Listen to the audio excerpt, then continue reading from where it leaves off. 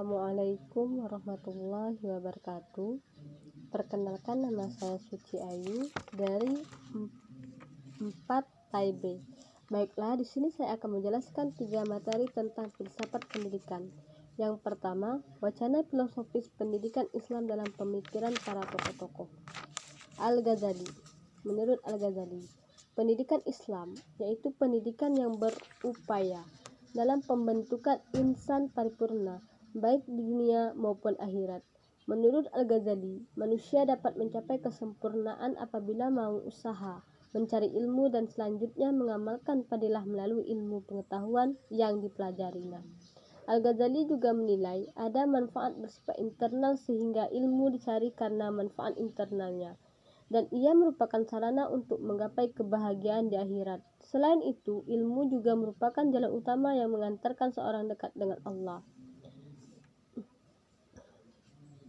Tidak hanya itu, Al-Quran bahkan memposisikan manusia yang memiliki pengetahuan pada derajat yang tinggi. Dalam surah Al-Mujadalah ayat 11 yang artinya, orang beriman, apabila dikatakan kepada kamu, berlapang-lapanglah dalam majelis, maka lapangkanlah, niscaya Allah akan memberi kelapangan untukmu. Dan apabila dikatakan berdirilah kamu, maka berdirilah, niscaya Allah akan meninggikan orang-orang yang beriman di antaramu dan orang-orang yang diberi ilmu pengetahuan beberapa derajat, dan Allah Maha mengetahui apa yang kamu kerjakan. Menurut Kyai Haji Hasyim Asy'ari menjelaskan pendidikan dalam surah Al-Baqarah ayat 228 yang artinya, wanita-wanita yang ditalak hendaklah menahan diri menunggu 3 kali quru, tidak boleh mereka menyembunyikan apa yang diciptakan Allah dalam rahimnya.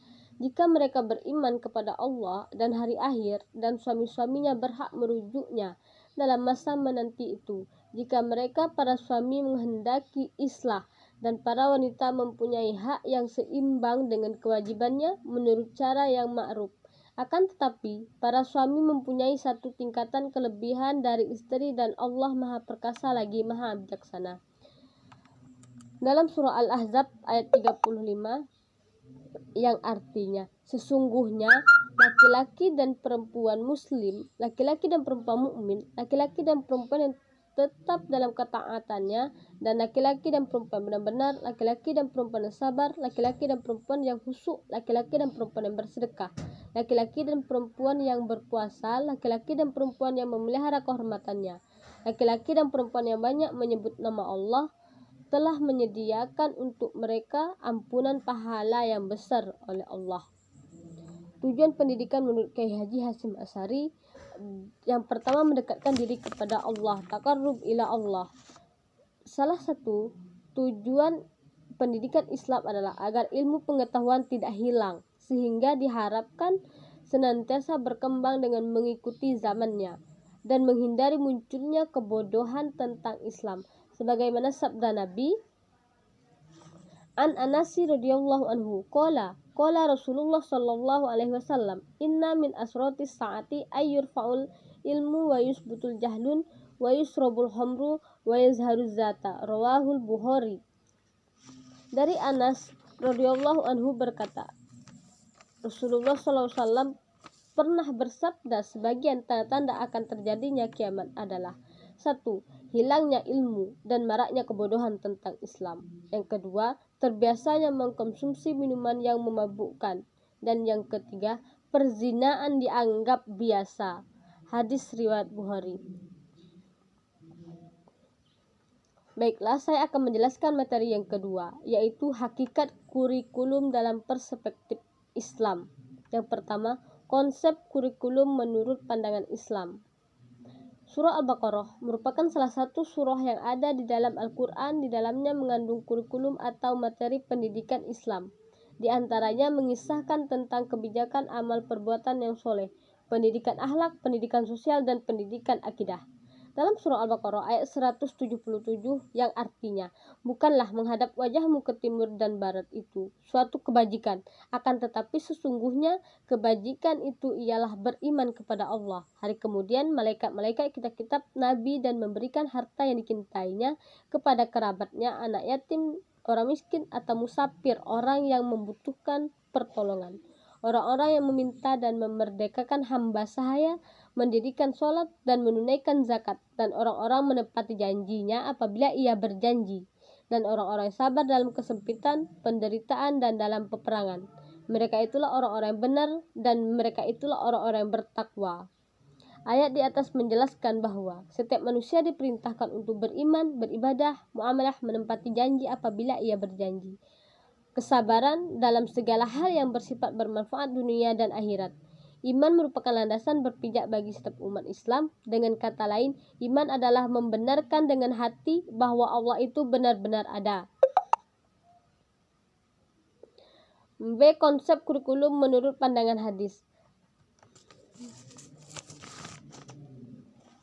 Haddatsana Harun bin Ma'rufi, haddatsana bin Wahab, Uhbaroni Amr bin Harisi an Abi Ali an Uqbatu bin Amirin qala sama'tu Rasulullah sallallahu alaihi wasallam yaqulu satabtahu alaikum arsuna wa yakfikumullah qulna ba'zidu ahadukum ayyul huwa bi ismuhu humuhi wa hadatsanahu Daud bin Rusaidi hadatsana al-Walidu an Bakri bin Mu'ra'an Amri bin Harisi an Abi Ali al-Hamdani qala sami'tu Uqbatu bin Amirin an-Nabi sallallahu alaihi wasallam telah menceritakan kepada kami, Harun bin Ma'ruf telah menceritakan kepada kami, Ibnu Wahab telah mengabarkan kepadaku, Amru bin Al-Haris dari Abu Ali dari Uqbah bin Amir, dia berkata, saya mendengar Rasulullah SAW bersabda,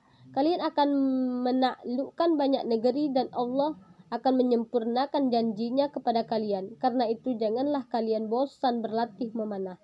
Dan telah menceritakan kepada kami, Daud bin Rusaid telah menceritakan kepada kami, Al-Walid dari Bakrin bin Mudlar dari Amru kepada kami, Daud dari Amru bin Al-Haris dari Abu Hamdani, dia berkata, saya pernah mendengar Uqbah bin Amir dari Nabi SAW seperti hadis di atas. Dari hadis di atas, Islam mengajarkan keterampilan yang bermanfaat bagi dunia dan akhirat. Dari situlah kita harus mempunyai pendidikan Islam menurut Al-Quran dan hadis.